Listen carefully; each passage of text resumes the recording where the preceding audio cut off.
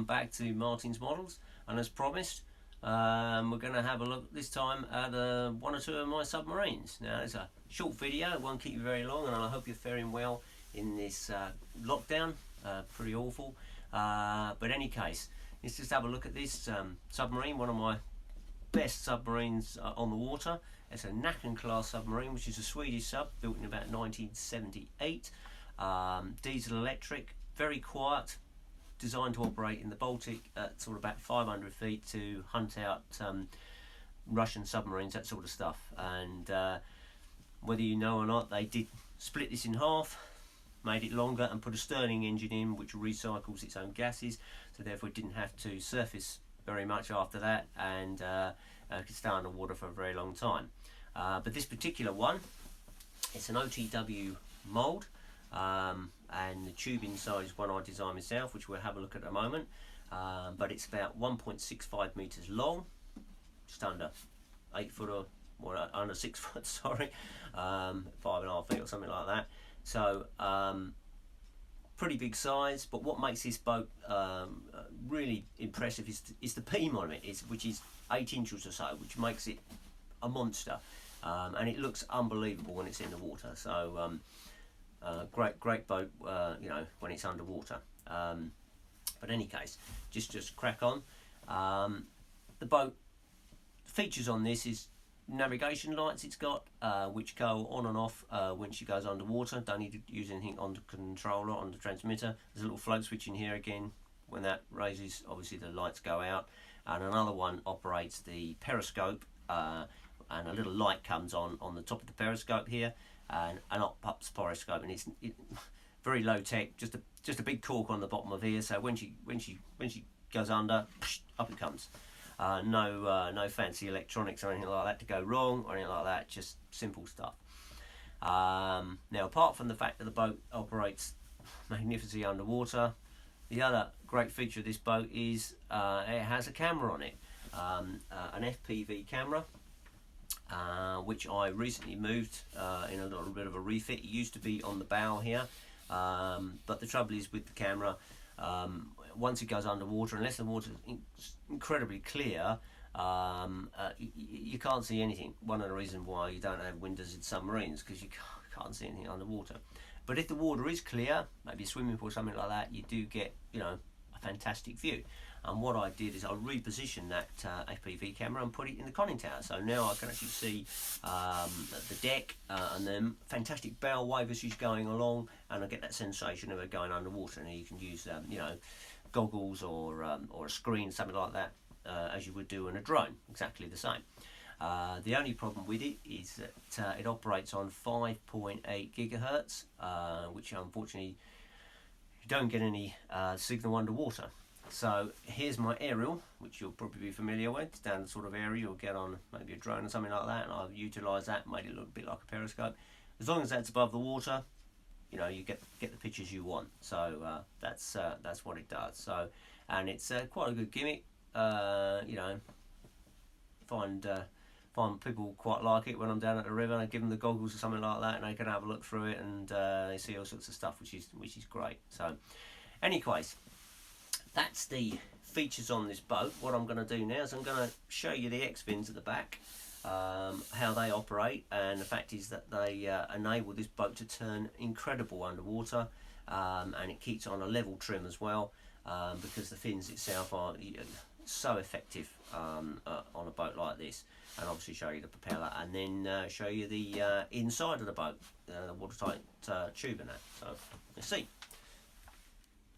Right, here we go. Here's the X-fins, and I'll just give her a bit of a tweak with the controller. You can see what happens with the propeller. Super 4-inch or so propeller. Beautiful job.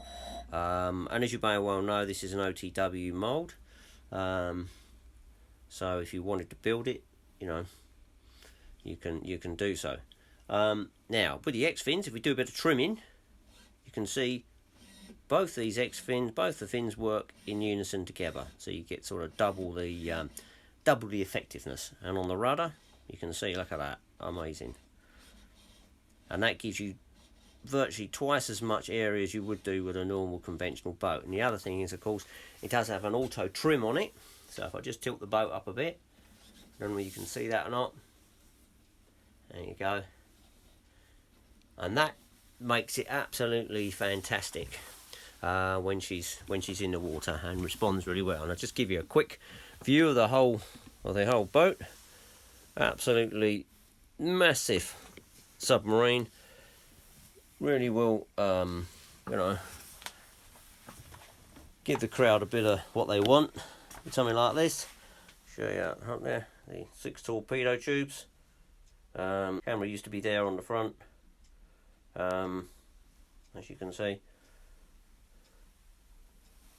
Absolutely fantastic. Little bit of detail on there, as you can see. Super boat. Okay, so we've taken the lid off now, and I'll just show you what goes on inside. This is a tube I made up myself using a large brushless motor and an Engel dive unit. And if you're familiar with Engel dive units, they're really good, touch expensive, and electronics a bit complicated. Come from Germany, of course, but basically it's a sort of a bicycle pump sort of type of affair where it kind of draws water in, and that's the way, and it pushes water out, and the air that's displaced is then pressurised in the WTC, the watertight cylinder. Now that's really good because there's no air in the ballast tank, so when she dives or surfaces, that water is not slopping around, so you don't get that differential and the problems you get with a normal ballast tank with the water slopping around, which can cause quite a few problems. The disadvantage is, of course, it pulls it from one end, so therefore the boat tends to sink at the stern or the bow, depending on which way you're at, and you have to compensate that with the ballast in, you know, and the foam or whatever else. Now you can get over that by having 2 tanks, one at each end, but that gets really expensive. The other disadvantage is there's a screw that goes all the way through, and we'll show that in a minute, which has to be accommodated because that pulls it, you know, the thread goes all the way through, and that extends as the plunger is sort of pulling out, and you have to make accommodation for that in the tube, which is a slight disadvantage. But saying all that, there are some nice little nice little advantages with it. Is that, you know, it's got a sensor on it. If you know, senses there's no signal, it sends, you know, sends it back to the surface, you know, shuts the ballast tank and runs it all the way back, evacuating all the water. And it's also got a little pressure device in it as well, which senses if it goes below 6 foot, it'll also do exactly the same. So without ado, let's have a quick look inside. Right, okay, here we are. We'll have a quick look at it. It's got a magnetic on and off switch, which is here, which you just use a magnetic, you know, a magnet, and that turns it on and off. And the battery, that's a wet battery, which is case at the front.